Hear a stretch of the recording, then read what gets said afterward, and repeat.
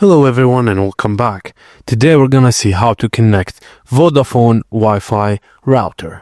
Firstly, take the power cable provided with the router and plug it into the power port on the router, then connect the other end to a power outlet.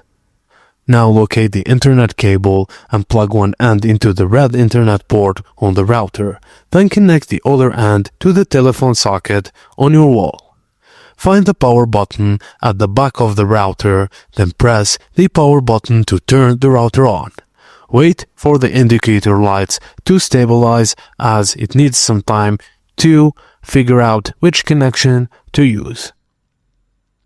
Now all you have to do is restart the router by pressing the power button to turn it off, then press it again to turn it on. And your Vox 2 router is now set up and ready to connect to the internet. Now all you have to do is set up the Wi-Fi and create a password for it so you can use it on other devices. And that's it guys, as simple as that.